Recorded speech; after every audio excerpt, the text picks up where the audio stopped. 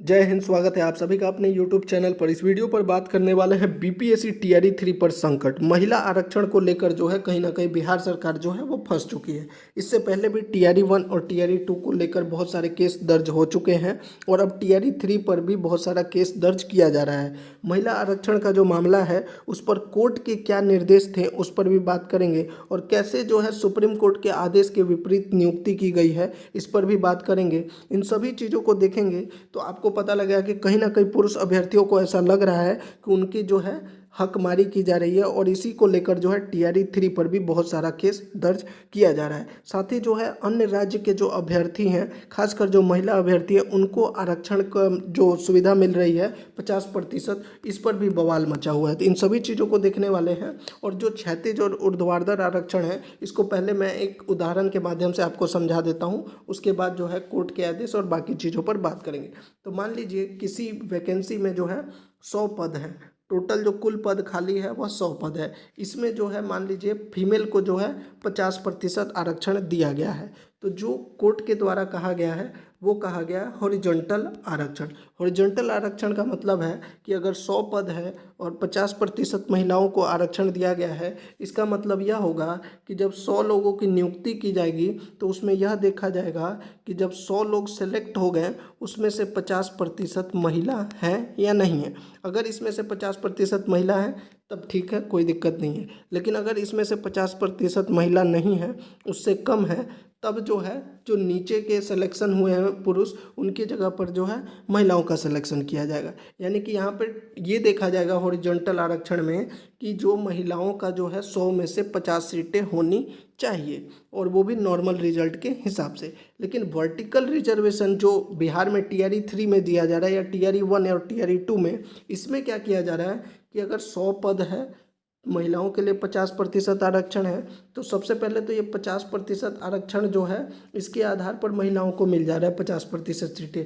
लेकिन जो 50% सीटें बच जा रही है उसमें भी जो है महिलाएं फाइट कर रही हैं और इसी वजह से क्या हो रहा है, लगभग 70% सीटों पर जो है महिलाओं की नियुक्ति कर दी जा रही है और जो पुरुष अभ्यर्थी हैं उनको लगभग 30% सीटें ही मिल रही हैं। इसी को लेकर जो है अब पुरुष अभ्यर्थियों ने भी जो है कोर्ट का दरवाज़ा खटखटा है। अब जो सुप्रीम कोर्ट का निर्देश है उसको देख लेते हैं। तो देखिए, सुप्रीम कोर्ट के जो 1992 के इंदिरा साहनी मामले के फैसले के मुताबिक महिलाओं को जो है क्षैतिज आरक्षण दिया जाना चाहिए, ना कि ऊर्ध्वाधर आरक्षण। जबकि बिहार में जो है महिलाओं को जो है क्षैतिज आरक्षण नहीं मिल रहा है, ऊर्ध्वाधर आरक्षण ही मिल रहा है। इसका मैंने आपको उदाहरण भी दिखा दिया। तो देखिए, टीआरई 3 के जो बहाली है या टीआरई 1 और 2 हो में सरकार ने वर्टिकल रिजर्वेशन प्रदान किया है जो कि पुरुषों के साथ अन्याय है। हॉरिजॉन्टल रिजर्वेशन देना चाहिए जिससे पुरुषों की हकमारी नहीं होगी। हॉरिजॉन्टल का मतलब होता है कि मेरिट नॉर्मल बनता है, मेरिट तो नॉर्मल ही बनेगा लेकिन नंबर के हिसाब से उसमें से देखा जाता है कि क्या महिला को जो भी आरक्षण का प्रतिशत है उतना पूरा हो रहा है या नहीं। जैसे अगर 100 सीटें मैंने बताया, अगर 50% रिजर्वेशन है तो 50% जो है यानी कि 50 सीटों पर महिला का होना जरूरी है।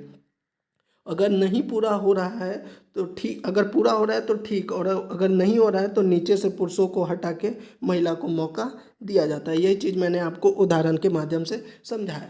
तो अब जो टीआरई 1, 2 और 3 में जो महिलाओं को जो है 70% लगभग सीटें मिल जा रही हैं, इसी को लेकर जो है अब जो पुरुष अभ्यर्थी हैं उन्होंने कोर्ट का दरवाज़ा खटखटाया। कहीं ना कहीं महिला अभ्यर्थियों को भी ये चीज़ समझना चाहिए कि पुरुषों के लिए भी रोजगार उतना ही जरूरी है जितना आपके लिए है, और इसी को लेकर जो है पुरुष अभ्यर्थी जो है अब कोर्ट का दरवाज़ा खटखटाए। इसके अलावा जो एक और न्यूज़ आई है महिला आरक्षण जो अन्य राज्य के हैं वो देखिए।